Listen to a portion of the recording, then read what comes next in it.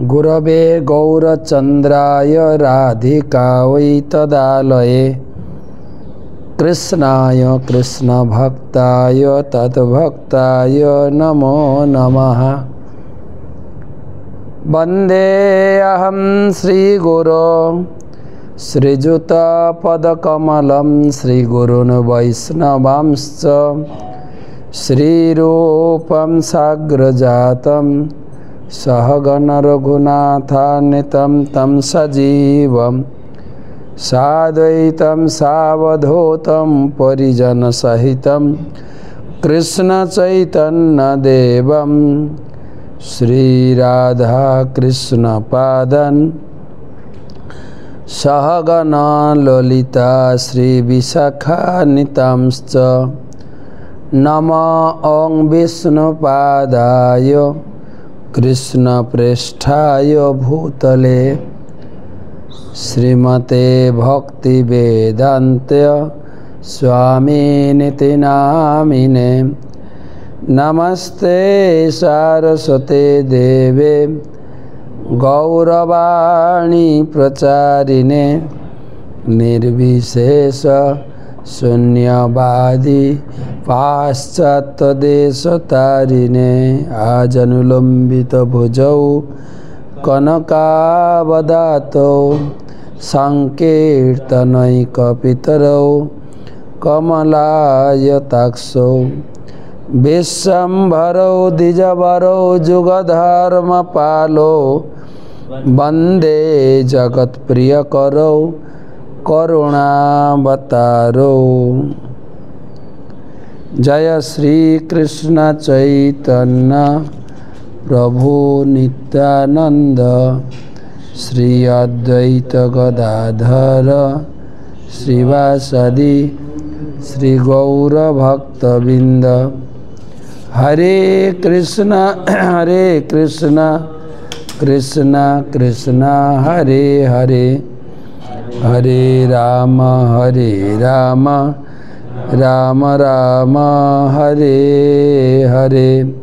जत्पाद पंकज पलाश विलास भक्त्या कर्माशयं ग्रथित मुद्ग्रथयन्ति सन्तः तदन्नरिक्तमतय जतयोऽपि रुध्य शतगुणास्तमरणं भज वासुदेवम्। ओं नमो भगवते वासुदेवाय ओं नमो भगवते वासुदेवाय ओं नमो भगवते वासुदेवाय। नारायणं नमस्कृत्य नरं चैव नरोत्तमं देवीं सरस्वतीं व्यासं ततो जयमुदीरये। तमादिदेवं करुणानिधानं तमालवर्णं सुहितावतारम् अपार संसार समुद्रसेतुं भजामहे भागवत स्वरूपम। ग्रंथराज श्रीमद्भागवतम चतुर्थ स्कंदे सप्तविंशति अध्याय आज के एकादश श्लोक থেকে आलोचना। दयालु नारद मुनि তিনি जगते বলি নাম করে যে পশু হত্যা বন্ধ করতে চাইছেন, এই উপলক্ষে প্রাচীন বহির্ষদকে তিনি উপদেশ প্রদান লক্ষ্যে কালকন্যার উপাখ্যান। প্রথমে ক্লাসে উপস্থিত সমস্ত ভক্তমণ্ডলী মমতাময়ী মাতৃমণ্ডলী সকলকে জানাই কৃষ্ণ প্রীতি শুভেচ্ছা অভিনন্দন। गुरुपाद पद में प्रणाम निवेदन करे तार अहितुकी कृपा आशीर्वाद प्रार्थना करी। नमो ओं विष्णुपादाय कृष्णप्रेष्ठाय भूतले श्रीमते जयपताका स्वामिनिति नामिने। नमो आचार्यपादाय निताय कृपा प्रदायिने गौरकथा धामदाय नगर ग्राम तारिणे। भागवत महात्म अंतकाले तु जेनैव श्रूयते शुकशास्त्रवाक् प्रीत्या तस्यैव वैकुंठ गोविंद अपि प्रयच्छति।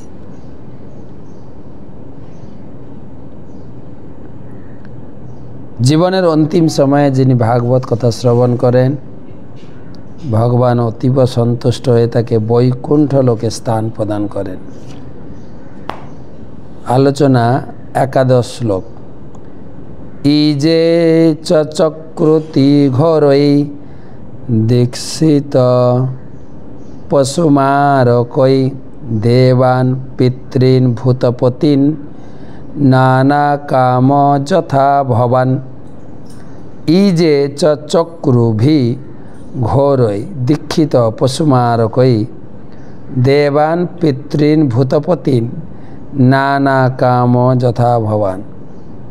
अनुवाद। देवर्षि नारद बोलें, हे महाराज प्राचीन बहिर्षद, आपनार मतो राजा पुरंजनও बहु कामनायुक्त हये विभिन्न यज्ञेर द्वारा देवता पितृ और भूतपतिदेर पूजा करछिलेन। সেই সমস্ত যজ্ঞ ছিল অত্যন্ত বিভৎস, কারণ পশু হত্যা করার বাসনায় সেগুলি সম্পাদিত হয়েছিল। তো আলোচনা চলছে সেই প্রাচীন বহির্ষতের কাহিনী। তাকে বোঝানো হচ্ছে যে আপনি যজ্ঞ বন্ধ করে পশু হত্যা বন্ধ করুন। সেই উপলক্ষে তিনি পুরঞ্জনের কাহিনী তুলেছেন। পুরঞ্জন তার স্ত্রীকে ছেড়ে বনে মৃগয়া করে ফিরে এসে স্ত্রীর সঙ্গে মিলিত হয়ে 1100 পুত্র এবং 110 জন কন্যা এবং সেই সমস্ত পুত্রদের শত শত পুত্রের বিশাল সংসার সৃষ্টি করেছেন, যারা পরবর্তীকালে পুরঞ্জনের সমস্ত ধন সম্পদ লুট করেছিল। আর পুরঞ্জন বিশাল যজ্ঞ অনুষ্ঠান করেছিলেন, যেখানে দেবতা পিতৃ এবং ভূতপতিদের পূজা করেছিলেন এবং তাতে প্রচুর পশু বলি দেওয়া হয়েছিল। সেই সম্পর্কে প্রভুপাদের বৃহৎ তাৎপর্য এই শ্লোকে দেবর্ষি নারদ প্রকাশ করেছেন যে মহারাজ প্রাচীন বহির্ষদকে শিক্ষা দেওয়ার জন্য পুরঞ্জনের কাহিনী বর্ণনা করা হচ্ছিল। প্রকৃতপক্ষে সেই বর্ণনা ছিল প্রাচীন বহির্ষদের কার্যকলাপেরই রূপক। এই শ্লোকে নারদ স্পষ্টভাবে বলেছেন, যথা ভবান, ঠিক আপনার মতো, যা ইঙ্গিত করে যে রাজা পুরঞ্জন হচ্ছেন মহারাজ প্রাচীন বহির্ষদ স্বয়ং। পরম বৈষ্ণব হওয়ার ফলে নারদমুনি যজ্ঞে পশু বলি বন্ধ করতে চেয়েছিলেন। তিনি জানতেন যে তিনি যদি রাজাকে যজ্ঞ বন্ধ করার কথা বলতেন তাহলে রাজা তার কথা শুনতেন না, তাই তিনি তাকে পুরঞ্জনের কাহিনী শুনিয়েছিলেন।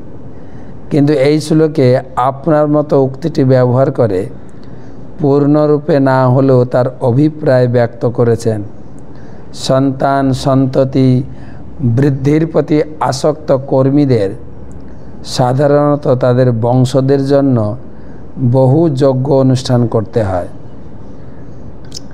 এবং বহু দেবদেবী পূজা করতে হয়। সেই সঙ্গে বহু নেতা, রাজনীতিবিদ, দার্শনিক, বৈজ্ঞানিকদেরও সন্তুষ্টি বিধান করতে হয়, যাতে তাদের ভবিষ্যৎ বংশধরদের জন্য সমস্ত আয়োজন যথাযথভাবে করে যেতে পারেন।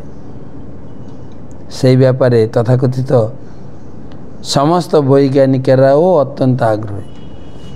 মানুষ যা ইনকাম করে কতটুকুই বা খায়, কিন্তু আত্মীয় স্বজন, নেতা নেত্রী, এখানে বলছেন রাজনীতিবিদ, দার্শনিক, বৈজ্ঞানিক সকলকে সন্তুষ্ট বিধান করতে গিয়ে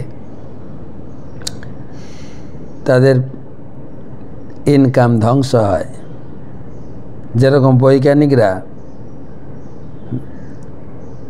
যাতে আমাদের সমস্ত আয়োজন সুরক্ষিত থাকে, আগামী দিনের মানুষরা যাতে অত্যন্ত সুখে স্বচ্ছন্দে বসবাস করতে পারে, সেই ব্যাপারে তথাকথিত সমস্ত বৈজ্ঞানিকরা অত্যন্ত আগ্রহী। সেই হেতু তারা রেলগাড়ি, ইঞ্জিন, মোটর গাড়ি, বিমান আদি চালানোর জন্য শক্তি উৎপাদনের বিভিন্ন অনুসন্ধান করার চেষ্টা করছে। আর এখন কয়লা বা পেট্রোলও ফুরিয়ে যাচ্ছে, তাই এখন আবার গাড়ি বেরিয়েছে না, কলকাতার লোক আমরা দেখছি গ্যাস নাকি ইলেকট্রিক ব্যাটারি চার্জিং। গ্যাসও শেষ, তেলও শেষ, কয়লাও শেষ, এখন ব্যাটারি। এই সমস্ত কার্যকলাপের বর্ণনা করে ভগবত গীতায় বলা হয়েছে, ব্যবসায়িত্মিকা বুদ্ধি একে হ কুরুনন্দন বহু শাখা হনন্তাশ্চ বুদ্ধ অয় ব্যবসায়িনাম। যারা আধ্যাত্মিক মার্গে রয়েছেন তাদের উদ্দেশ্য সাধনের দৃঢ় সংকল্প, তাদের লক্ষ্য হচ্ছে একটা। কিন্তু যারা দৃঢ় সংকল্প নয়, তাদের বুদ্ধি বহু শাখায় বিভক্ত।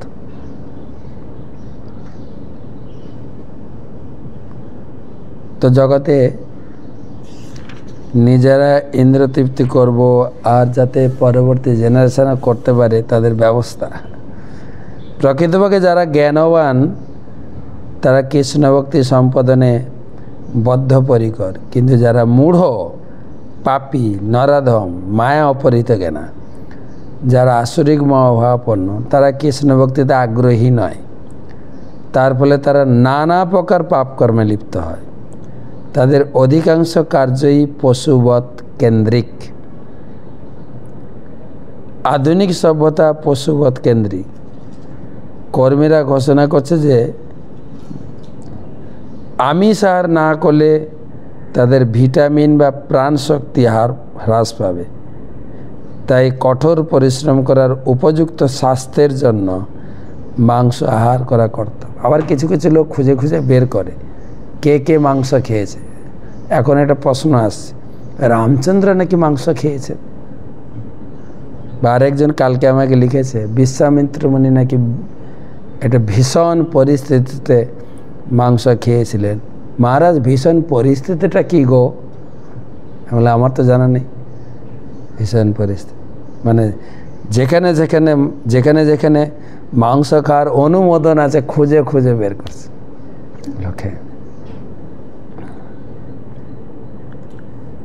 আধুনিক সভ্যতা পশুবৎ কেন্দ্রিক। তারা আবার গৃহপালিত পশুকে বধ করে খাচ্ছে, কিন্তু কুকুরকে কিন্তু প্রেম করছে। হ্যাঁ, আজ থেকে 8-9 বছর আগে আমাদের এই কলকাতায় নীলরতন হসপিটালে কয়েকটা কুকুর ছানা মারা গিয়েছিল, তাই নিয়ে বিশাল আন্দোলন হয়ে গেল। হ্যাঁ, কি নিরীহ কুকুরগুলোকে মারা হচ্ছে। কুকুরকে ভালোবাসো আর বাকি সব পশুদেরকে কেটে খাও। তো এর ভিতরে আন্দোলন নয়, কিন্তু প্রভুপাদ তিনি বিদেশে দাঁড়িয়ে এটাই বলেছিলেন যে আমরা হচ্ছি ভগবানের অংশ, part and parcel of god, ঈশ্বরের অংশ। যেরকম হাত হচ্ছে শরীরের অংশ, এই হাতের কাজ হচ্ছে এই শরীরের সেবা করা। ভালো ভালো খাবার এসে মুখে আসবে, কেউ মারতে হলে হাত প্রথমে উঠে দাঁড়াবে রুখতে,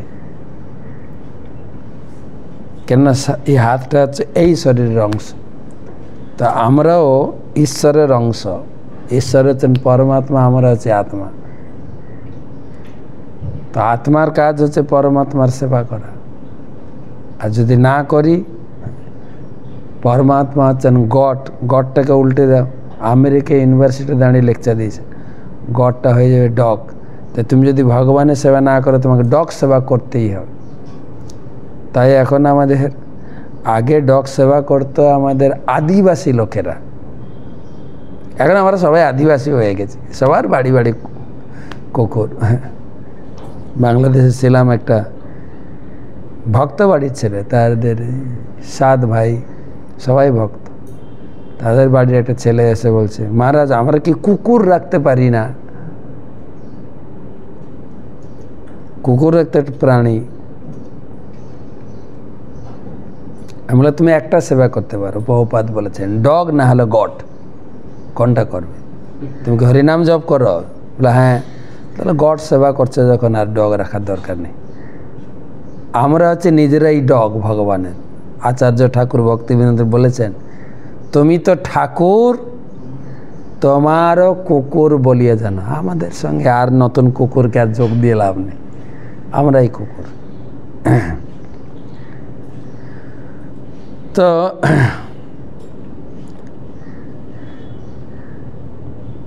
তাই বর্তমান কিছু লোক তারা বলছে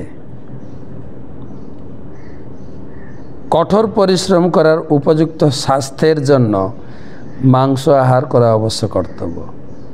আবার মাংসকে হজম করার জন্য সুরাপান করত, নাহলে মাংসটা হজম হবে না।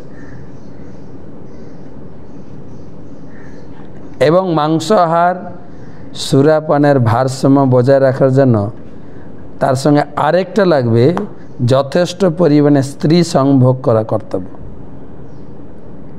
আর সেটাকে করার জন্য গাধার মতো পরিশ্রম করা কর্তব্য। সব লিঙ্ক দিয়েছে বহুপাত।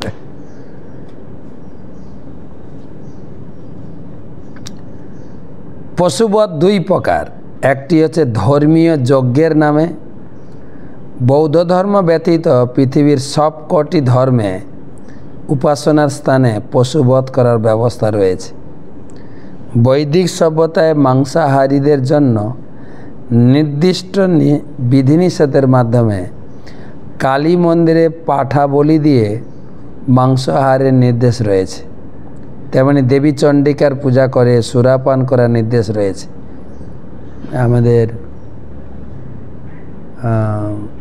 উজ্জয়িনী অবন্তী নগরে, সেখানে যে শিব ঠাকুর আছে, কি নাম যেন, কাল ভৈরব, সেখানে মদ দিয়ে বাবার অভিষেক হয় কিন্তু, আর বাবার প্রসাদ বলে মোটামুটি সবাই একটু একটু খায়।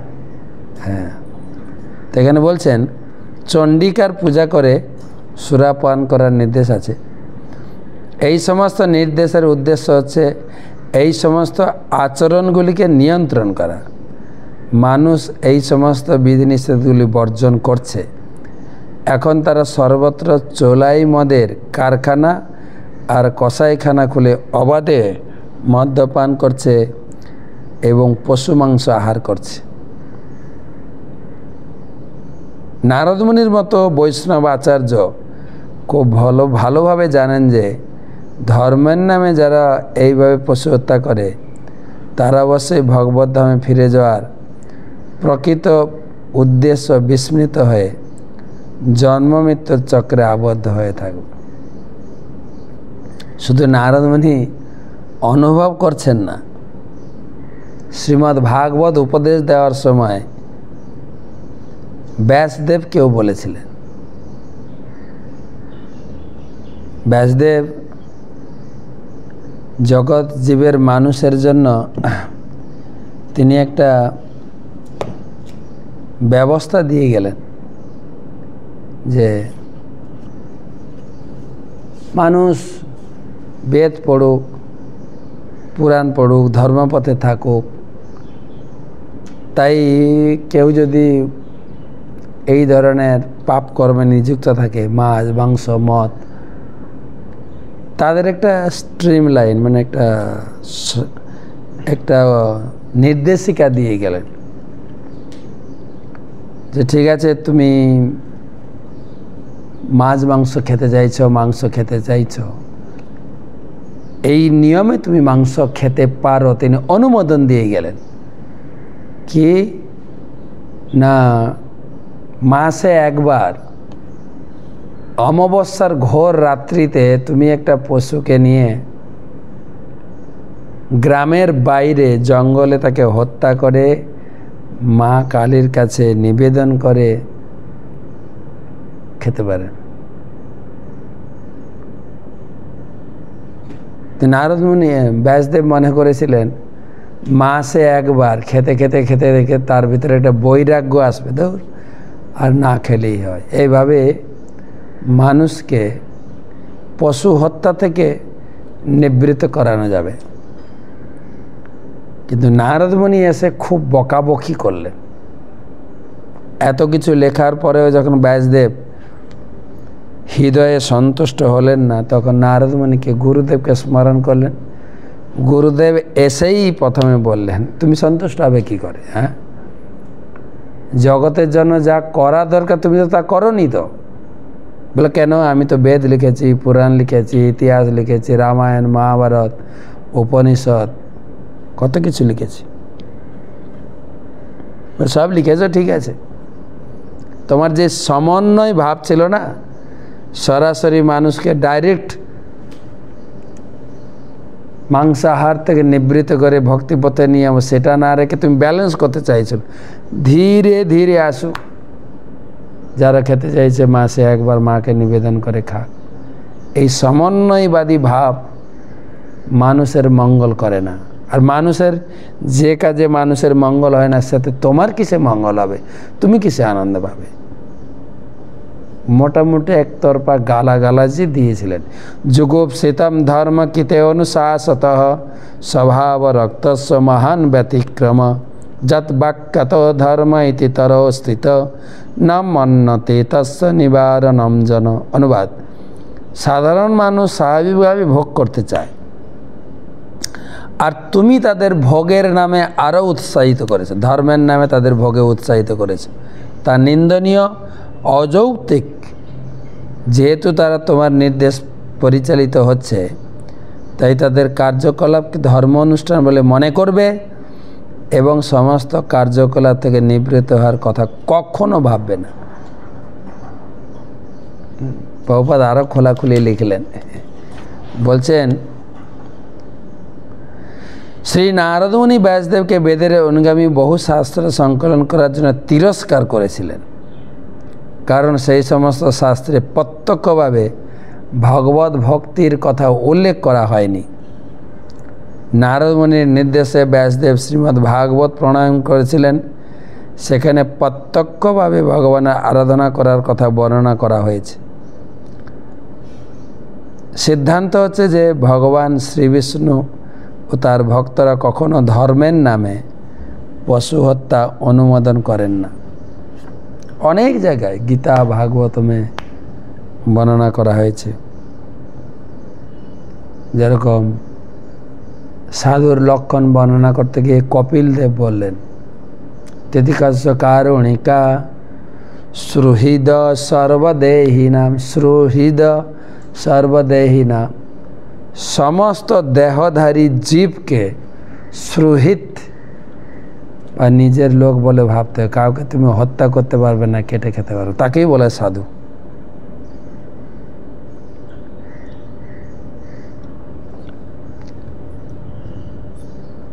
সিদ্ধান্ত হচ্ছে যে ভগবান বিষ্ণু ও তার ভক্তরা কখনো ধর্মের নামে পশু হত্যা অনুমোদন করেন না।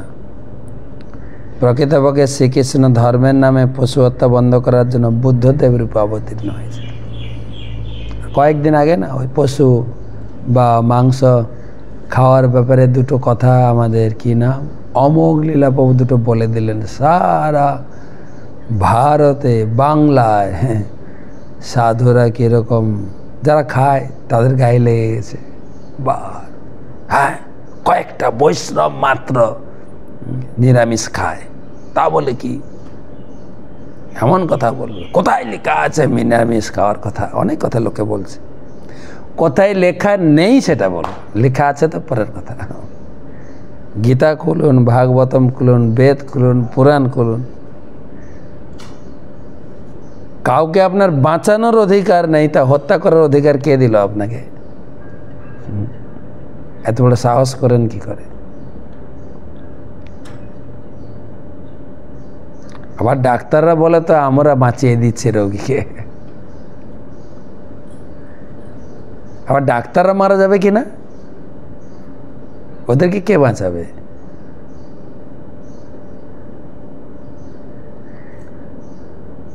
শ্রীকৃষ্ণ ধর্মের নামে পশু হত্যা বন্ধ করার জন্য বুদ্ধদেব রূপে এসেছিলেন।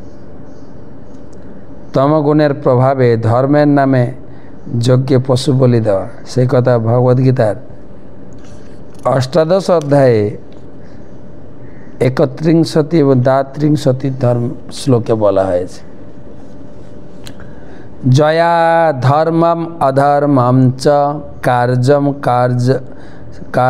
চ কার্যমেব চ অযথাবৎ প্রজানাতি বুদ্ধি সা পার্থ রাজসি অধর্মম ধর্মমিতি যা মন্যতে তমসাবৃতা সর্বার্থান বিপরীতাংশ বুদ্ধি সা পার্থ তামসি।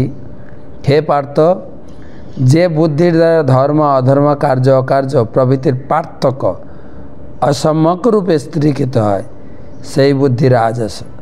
যে বুদ্ধি অজ্ঞান ও মহাচন্ন অধর্মকে ধর্ম বলে মনে করে, ধর্মকে অধর্ম বলে মনে করে, এ সব কিছু বিপরীতভাবে বোঝে, তাকে তামসী বুদ্ধি। তাই তো হচ্ছে বর্তমান মানুষও বিভ্রান্ত যে কোনটা ঠিক। এই মন্দিরে গেলে বলে এটা ঠিক, ওই মন্দিরে, আর সাধারণ লোক বেছে নিয়েছে আমরা যেখানে সুবিধা পাবো ওটাই ঠিক।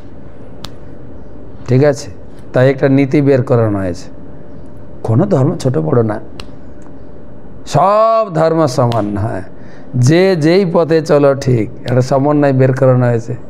যত মত তত পথ বের করানো। তুমি আমারটা নিয়ে মন্তব্য করবে না, আমি তোমারটা নিয়ে মন্তব্য করবো, তোমারটা ঠিক, তোমারটা আমারটাও ঠিক, বাস। আর শুধু বৈষ্ণবরা কাঠি নাড়ে না, কোনোটাই ঠিক না, কেবল ভাগবত ধর্মই ঠিক। আর যেহেতু সব কিছু খাও, ধর্ম টর্ম করো, ওই দলের লোক বেশি, তাই কিছু বললেই লোক চিড়িয়ে উঠে একদম। বা শাস্ত্র পড়ুন কি লেখা আছে। তাই নারদ মুনি বললেন এই সব বাদ দাও, সব প্যাকিং করে বেদ পুরাণ উপনিষদ প্যাকিং করে সরস্বতীর জলে চুবাও, দিয়ে একটা বই লেখাও ভাগবতম। ভাগবত ধর্ম জগতে আলো দেখাবে। প্রভুপাদ এই ভাগবত ধর্মের নাম দিলেন back to godhead. Krishna সূর্য সমা, মায়া হয় অন্ধকার, যাহা কৃষ্ণ তা নেই। মায়ের আলোর দিকে চলো, ব্যাক টু গড হেড।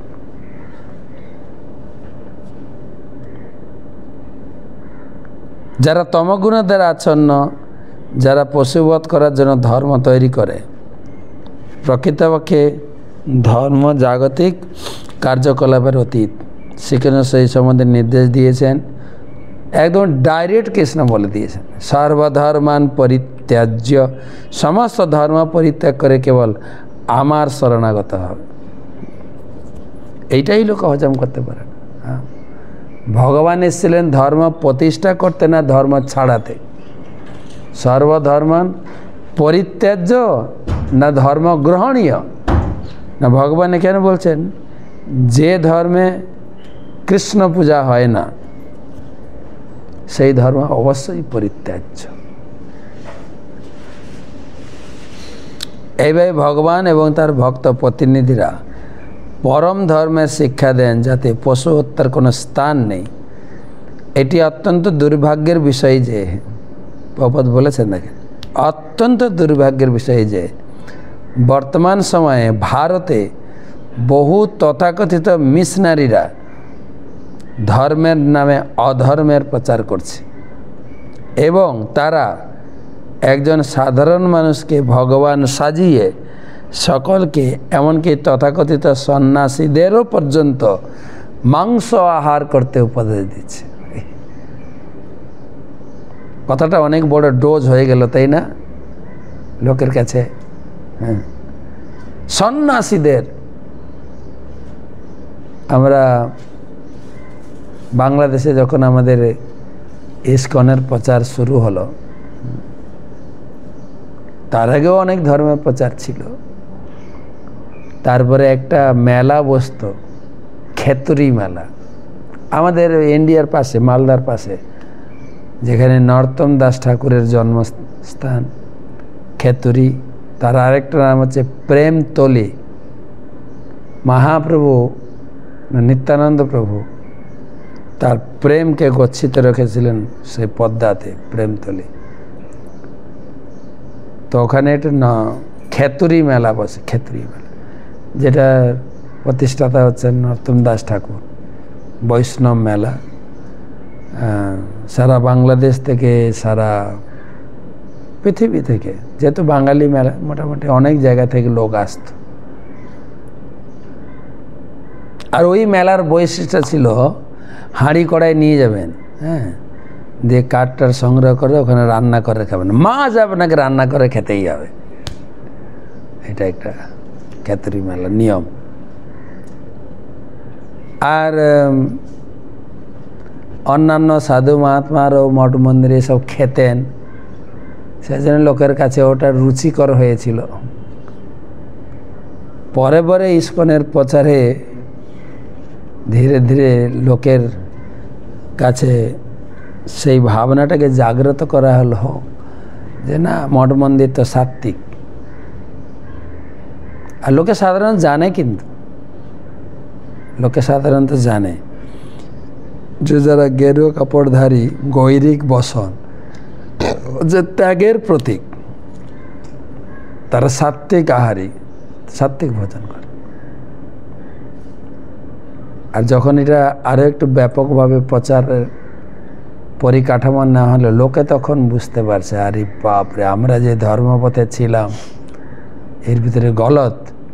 ধীরে ধীরে খেতুরি মেলাতেও ইস্কন প্রবেশ করতে চলল, এবং ক্যাম্প হলো, প্রসাদ বিতরণ শুরু হলো, প্রচার শুরু হলো, স্টেজ প্রোগ্রাম শুরু হলো।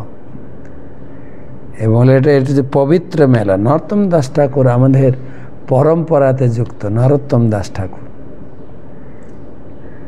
লোকনাথ মহারাজের শিষ্য, পরম নরোত্তম। এবং শুধু তাই না, নরোত্তম দাস ঠাকুর ছিলেন স্বয়ং মহাপ্রভুর প্রকাশ। মহাপ্রভু চলে যাওয়ার পরে, পঞ্চতত্ত্ব যখন চলে যান, তিনজন বিশেষ করে, মহাপ্রভু, নিত্যানন্দ প্রভু এবং শ্যামানন্দ প্রভু। হ্যাঁ, নরোত্তম দাস ঠাকুর ছিলেন নিত্যানন্দের প্রকাশ, মহাপ্রভু ছিলেন শ্রীনিবাস আচার্য, অদ্বৈত আচার্য তিনি হচ্ছেন পরবর্তীকালে তিনি এলেন শ্যামানন্দ প্রভু। তো সাক্ষাৎ নিত্যানন্দ। তো তার সেই জায়গায় এরকম সহজে আর কি মাছ মাংস খাওয়া শুরু, মোটামুটি একটু পর্যায়ে এখন আনা হয়েছে। এখন মাছ মাংস রান্না হয় না, শুদ্ধ সাত্ত্বিক মেলা সেই পর্যায়ে নিয়ে আসা হয়েছে। সন্ন্যাসীরা পর্যন্ত আহার করছে।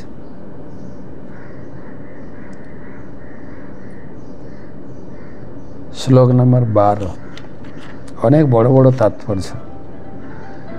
যুক্তে সেবং প্রমত্তস্য কুটুম্বাসক্ত চেতস আশসাৎ সবৈ কালো য প্রিয় প্রিয় যোষিতম।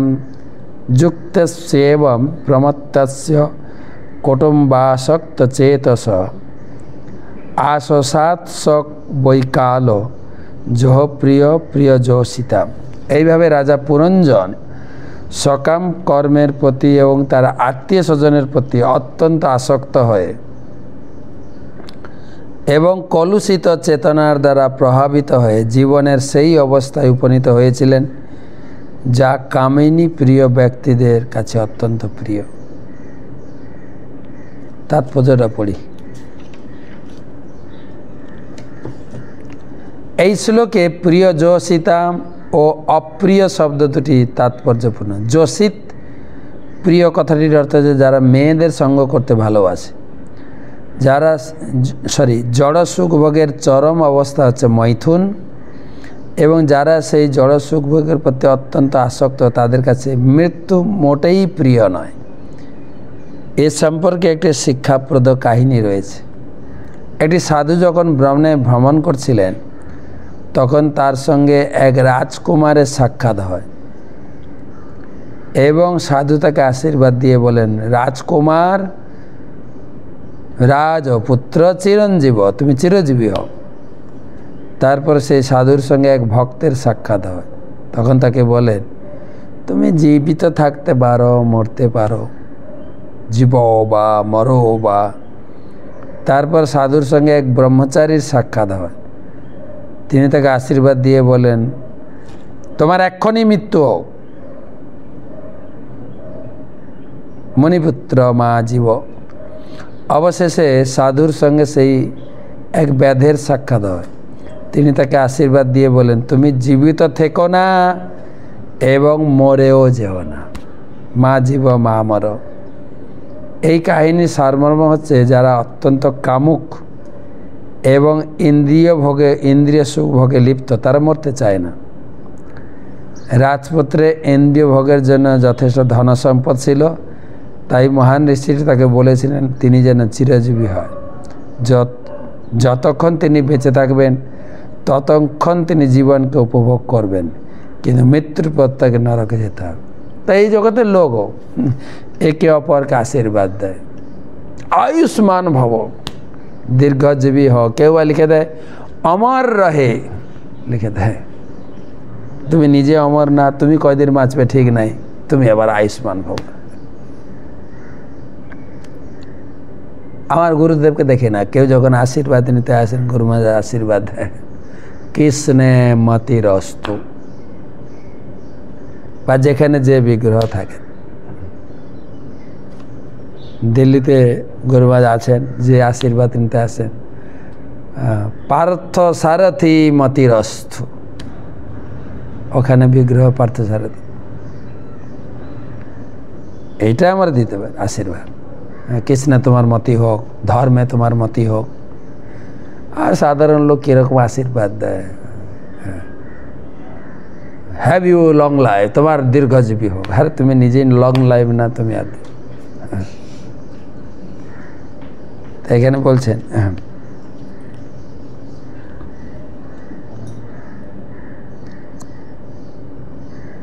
যেহেতু ব্রহ্মচারী ভগবত ধামে উন্নত হওয়ার জন্য কঠোর তপস্যা করেছিলেন, তাই তাকে ঋষি তাকে তৎক্ষণাৎ আশীর্বাদ দিলেন, এখনই যেন তোমার মৃত্যু হয়। কারণ তার কঠোর কিচ্ছুর সাধারণের জীবন সমাপ্তি হয়ে তিনি যেন ভগবত ধামে ফিরে যান। মহাত্মা ভগবত ভক্তদের পক্ষে বেঁচে থাকা মরে যাওয়া দুই সমান, কারণ জীবিত অবস্থায় তিনি ভগবানের সেবা করেন, মৃত্যুর পরেও ভগবানের সেবা করে থাকেন।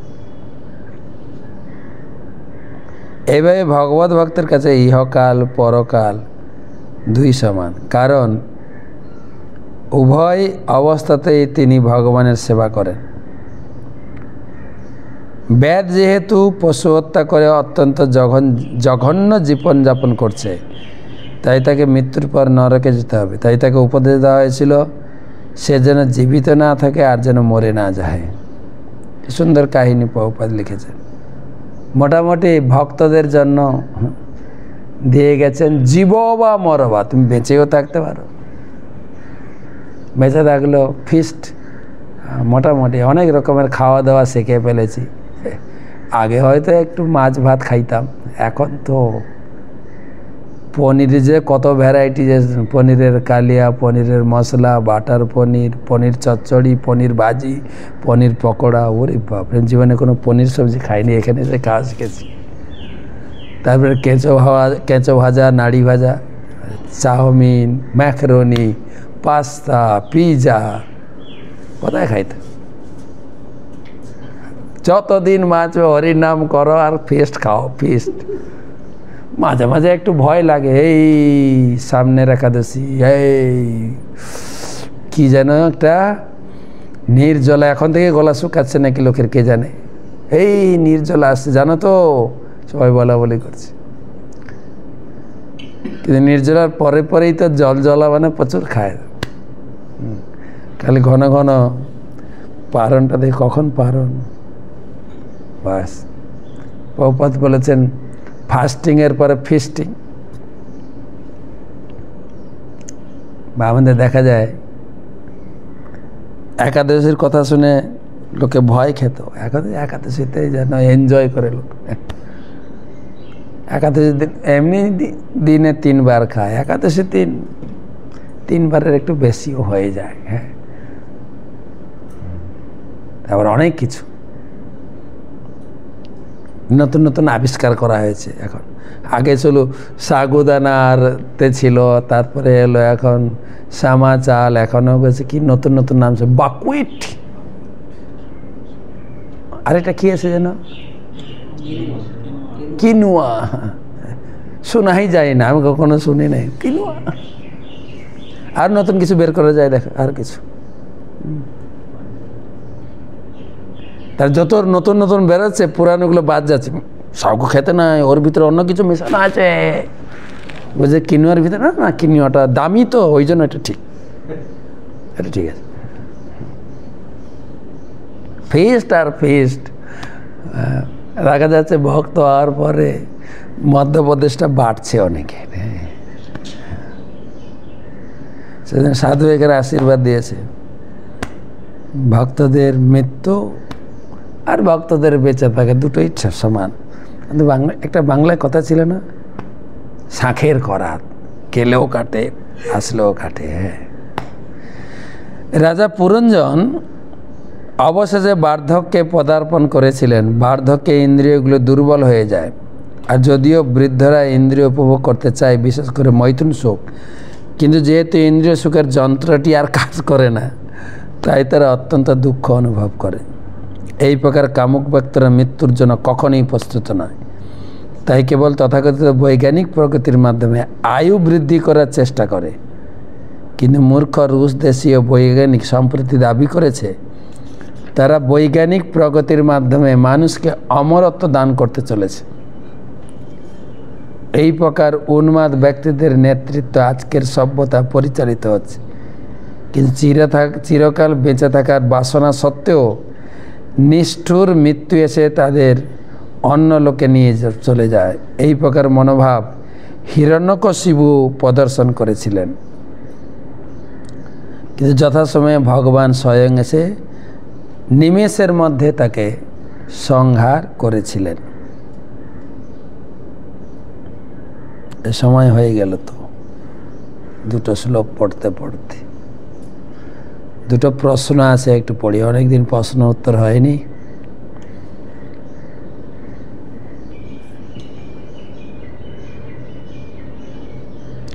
প্রশ্ন করেছেন শর্মিলা মান্না।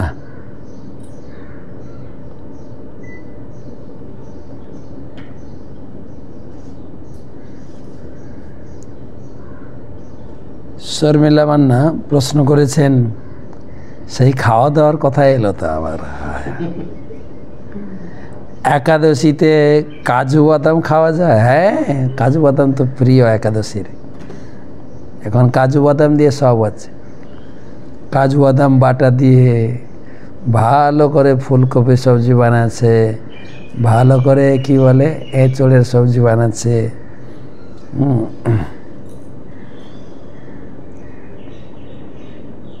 শর্মিলা মান্না, হাওড়া। একাদশীর দিন কাজু বাদাম খাওয়া যাবে বলেন না মহারাজ? তো কাজু বাদাম আবার সাগুর পোলাও, কিনুয়ার পোলাওতে, খিচড়িতে খেতে কোথায় আর বাদ যাচ্ছে কাজু বাদাম। বাদাম যে কোনো বাদাম খেতে পারেন, কাজু বাদাম, চীনা বাদাম না কি বলে, লালটাকে চীনা বাদাম, আর কাঠবাদাম, পিস্তা, এসব বাদাম ক্যাটাগরিতে।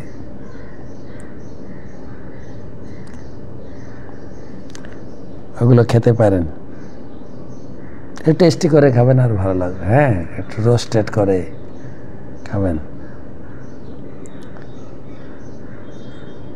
পরবর্তী প্রশ্ন,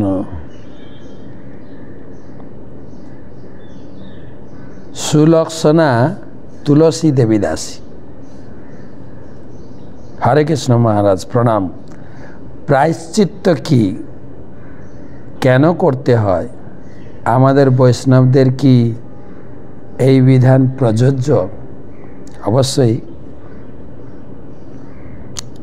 প্রায়শ্চিত্ত করতে হয় পাপ করলে, পাপের প্রায়শ্চিত্ত বলে না, এবং এক একটা পাপের জন্য এক একটা প্রায়শ্চিত্ত আছে।